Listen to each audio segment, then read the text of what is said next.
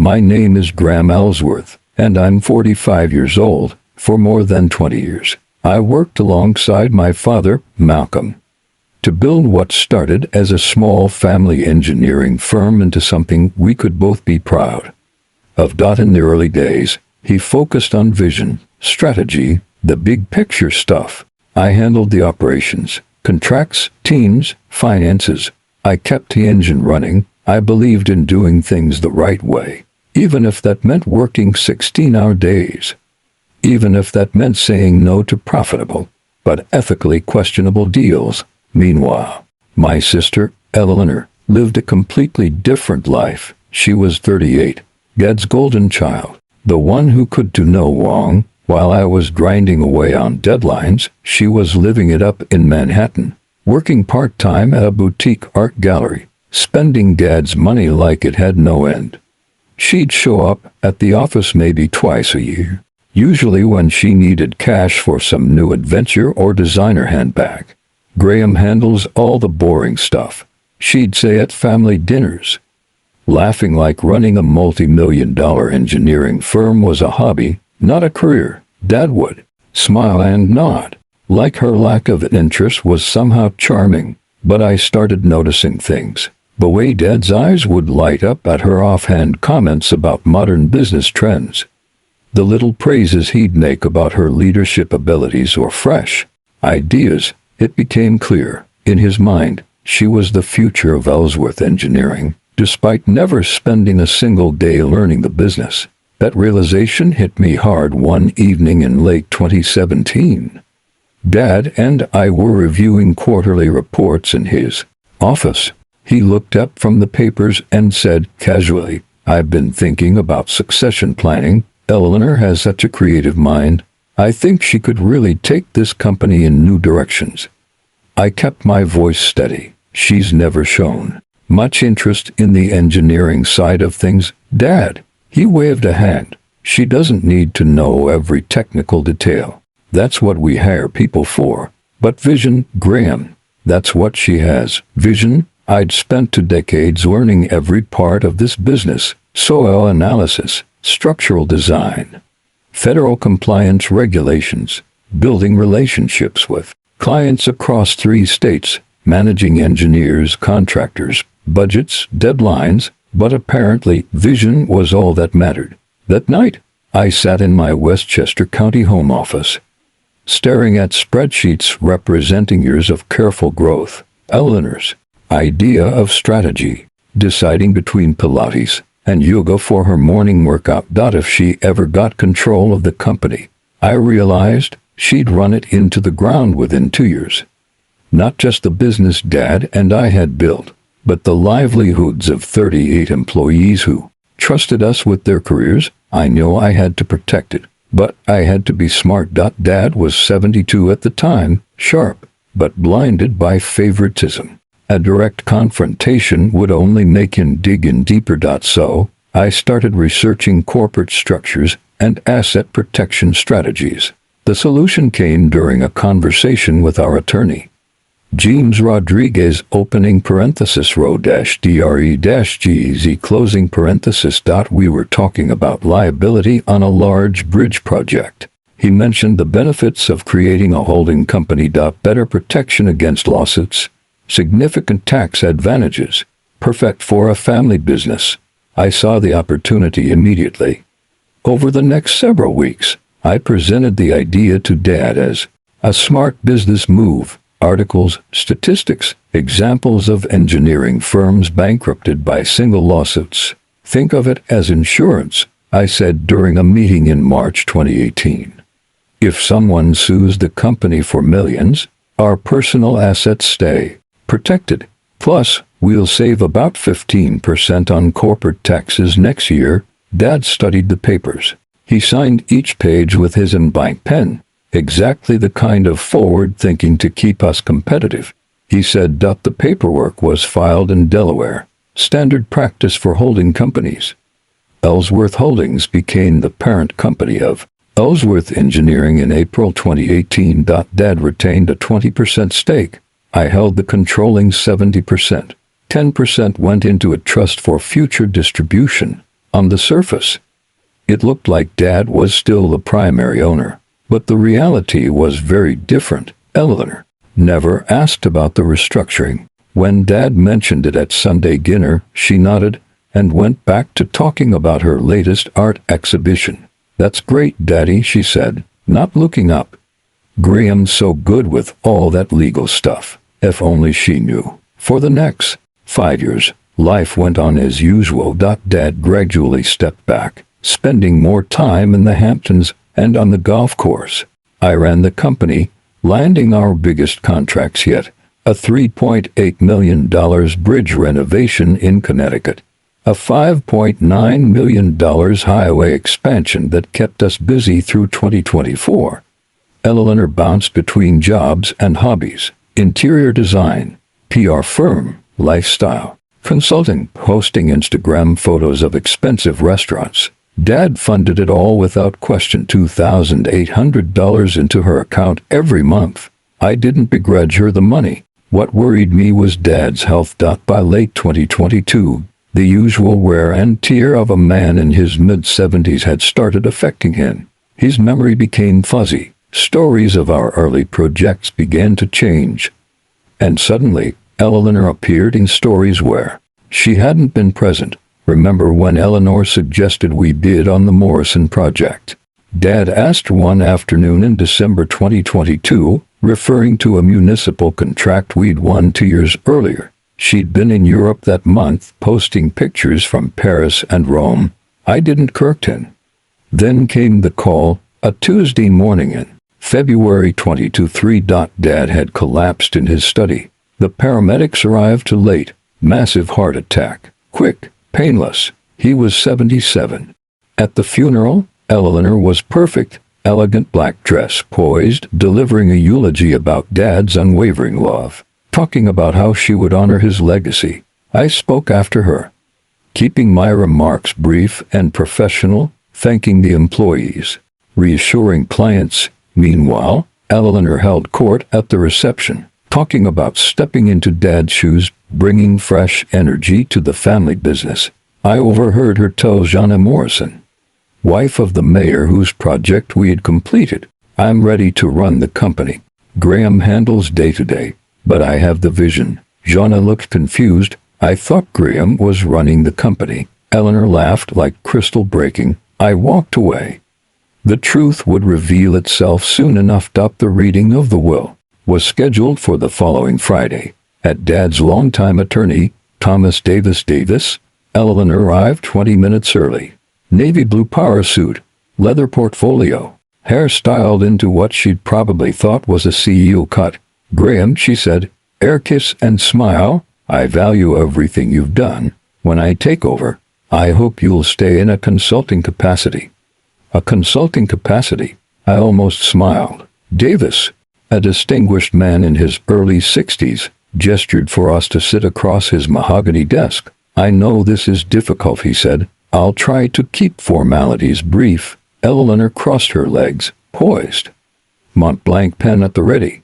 "Your father updated his will 18 months ago. He was specific. He wanted to leave everything to Eleanor." Her eyes sparkled. She reached for the pen, expecting to sign the company over to herself. Davis pulled out another set of documents, corporate filings. "It seems your father may not have fully understood the implications of the 2018 restructuring." The smile faltered on her face. "What kind of implications?" she whispered.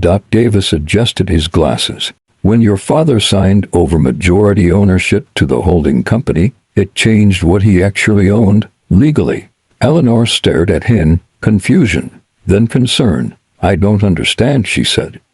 "Daddy owned the company. He built it." Davis interrupted gently. "He was a minority shareholder.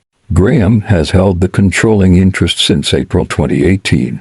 The room was silent. Her mouth opened and closed. "That can't be right. There has to be some mistake. Daddy would never." She turned to me. For the first time in years, fear. "Graham, tell him there's been some kind of error." I met her gaze steadily. "There's no error, Eleanor." Everything she thought she had was gone.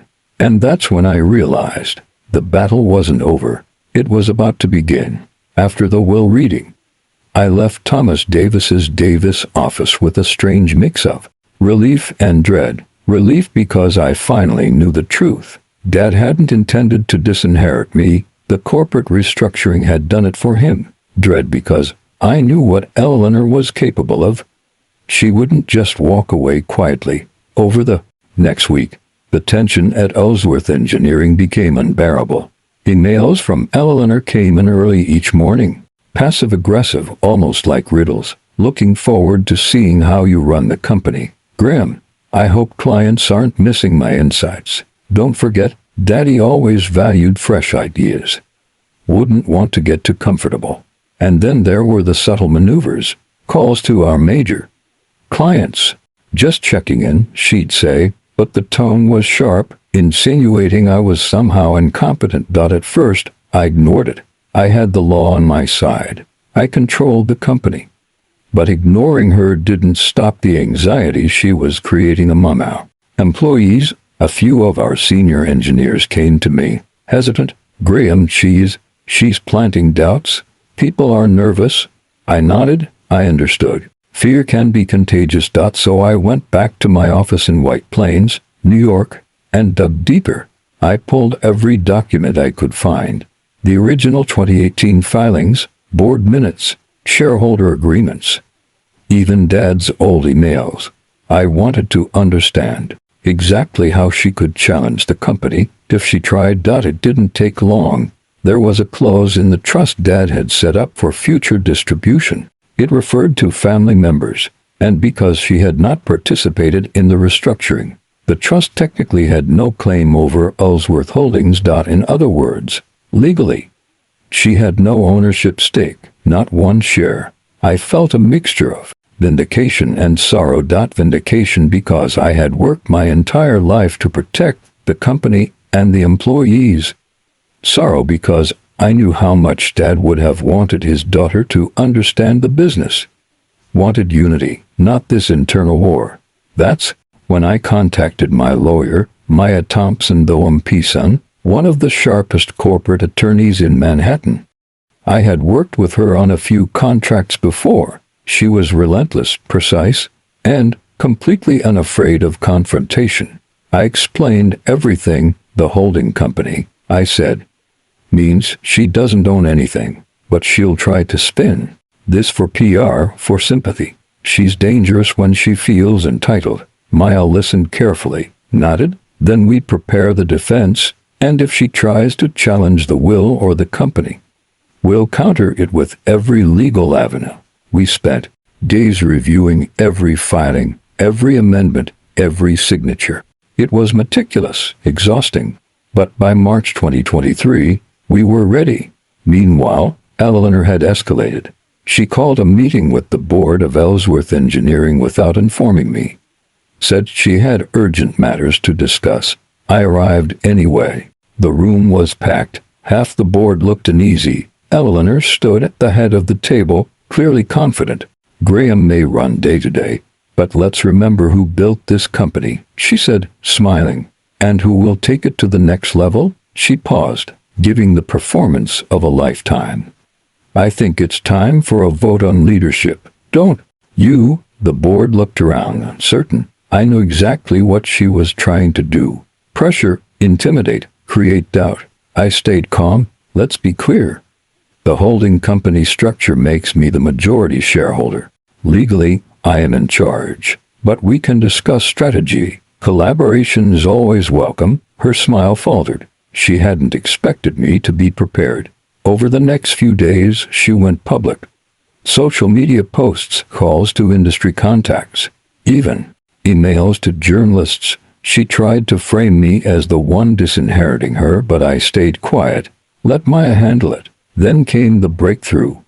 While reviewing emails between Eleanor and a small PR firm in Brooklyn, Maya noticed something. The firm was advising her to claim that Dad had intended her to inherit majority control, that she was owed the company, except she had never mentioned the 2018 restructuring. She didn't know it existed. Maya turned to me. This is perfect, She's basing a legal claim on something she doesn't actually know. We can expose that. The plan was clear. We would let her make the first move in court, and when she did, we would counter it with undeniable evidence, official Delaware filings, board minutes, and Dad's own emails showing approval of the holding company. It was almost poetic. She had assumed she could inherit everything, just like Dad had promised in his conversations, but her ignorance of the legal reality was her undoing. I still remember the night before the court date. I sat in my Westchester home, staring at the skyline, reflecting on Dad. I'd loved him deeply. I wanted Eleanor to succeed, but she had chosen entitlement over understanding, manipulation over respect. It was hard to reconcile. Court day arrived in Manhattan. The courthouse was massive. Gray stone and steel. Eleanor arrived with her high heels clicking on the marble floor, perfectly composed. Maya and I were calm. We had everything we needed.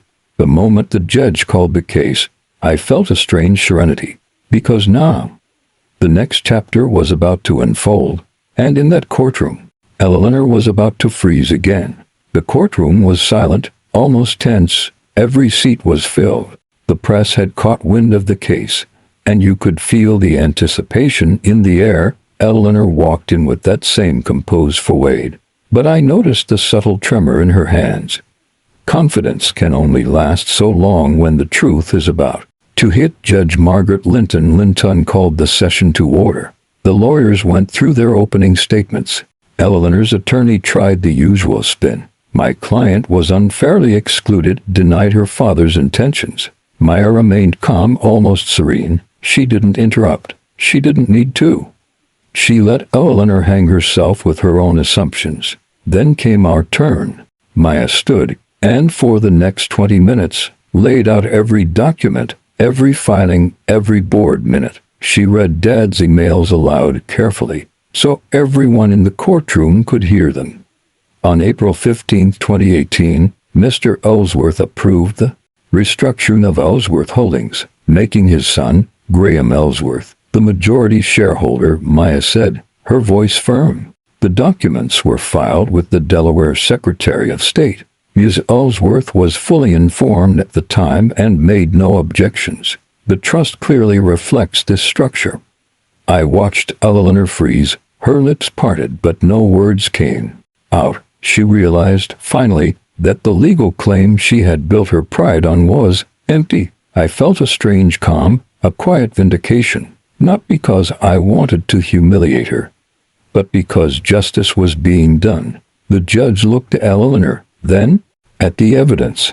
Based on the documents presented and the testimony provided, the court finds that Ms. Ellsworth has no legal claim to Ellsworth Holdings. The will and trust reflect the father's clear intentions. Case dismissed. There it was, official, final, undeniable. Eleanor's face drained of color. She didn't say a word. Her lawyer, clearly frustrated, just nodded and collected the papers. I took a deep breath, feeling the weight lift off my shoulders. The settlement wasn't about money this time. It was about control, about honor, about restoring the legacy my father had intended. But the law allowed for compensation of legal costs. Maya had negotiated it quietly beforehand, $325,000. That was the final number, deposited into my account within days. Not extravagant for a company worth tens of millions, but a symbolic reminder. Justice isn't about vengeance.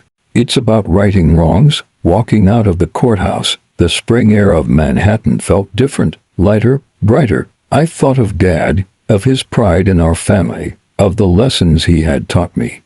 I realized something important. Life isn't about holding grudges. It's about preparation, about understanding the rules, the structure, the reality.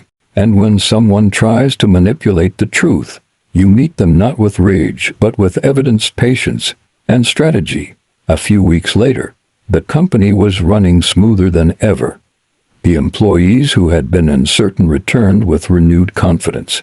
Eleanor quietly exited the office scene. There was no drama, No confrontation, just an undeniable truth that couldn't be contested. I spent that evening in my White Plains home. Looking at the framed photograph of Dad on my desk, I whispered, quietly, "Thank you, Dad, for everything. I'll continue the work you started." Reflecting on the ordeal, I realized something else. The hardest battles teach the clearest lessons. People may try to take what's yours, twist what's right, or exploit your vulnerabilities.